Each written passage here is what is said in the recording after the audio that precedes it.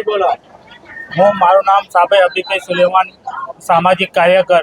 છેલ્લા 5 વર્ષથી નડિયાદ નગરપાલિકામાં અસંખ્ય વાર અનેક લેખિત રજૂઆતો કરવા છતાં આજ દિન સુધી નડિયાદ નગરપાલિકા જે અત્યારે કોર્પોરેશન થઈ એમણે 4, 5 અને 6 જે વિસ્તાર છે એમાં કોઈ એવા કાર્યો કર્યા નથી જે મુખ્ય જરૂરિયાતવાળા કાર્યો છે.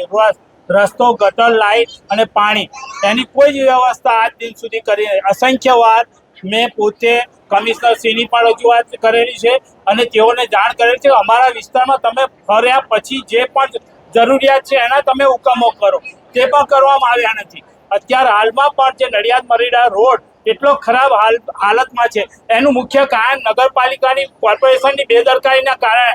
જો વરસાદી પાણીનો નિકાલ કરવામાં આવ્યો હોત ને જે વરસાદી પાણીની કુંડીઓ જે પહેલાં અગાઉ હતી મરીડા રોડ પર એ બધી પૂરાઈ ગઈ છે, એ કંઈ ધ્યાન આપવામાં આવ્યું નથી. એ જ રીતનું ભોજા તલાવડીથી લઈ ફેજાન પાર્ક સુધીનો મુખ્ય રસ્તો, એના ઉપર ગટર લાઈન અસંખ્ય વાર ઉભરાય છે, બારે માસ ઉભરાય છે, ત્યાંનું પાણી ભોજા તલાવડીમાં જાય છે. એની ડ્રેનેજ લાઈન આખી નિષ્ફળ ગઈ છે. એ બાબતની રજૂઆતો કરી છે કે ભાઈ આ ડ્રેનેજ લાઈન નિષ્ફળ.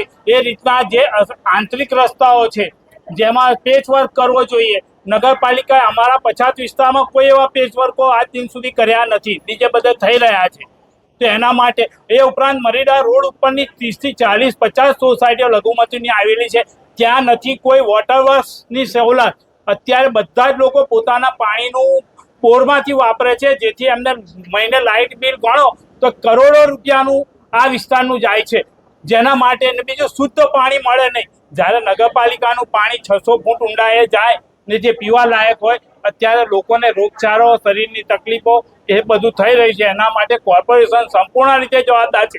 નગરપાલિકામાં દરેક વિસ્તારમાં ટેક્સ ભરાય છે, એ ઉપરાંત સરકારની ગ્રાન્ટો જે આવે છે ટેક્સના રૂપિયે જ આવે. કોઈના ઘરના રૂપિયાની કોઈ ગ્રાન્ટો કે પૈસા નથી કે અમે વાપરીએ છીએ તે. એટલે દરેક વિસ્તારમાં યોગ્ય કામ કરવું જરૂરી છે.